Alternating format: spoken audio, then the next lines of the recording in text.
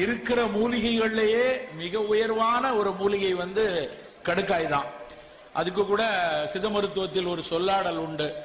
அதாவது கடுக்காயும் தாயினும் கருதில் கடுக்காய் தாயினும் மேலாம் அப்படிம்பாங்க.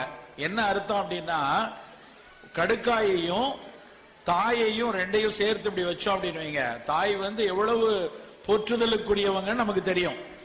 தாயை விட ஒருபடி மேல கடுக்காய் அப்படின்னு அன்றைய காலத்துல சித்தர்கள் சொல்லியிருக்காங்க.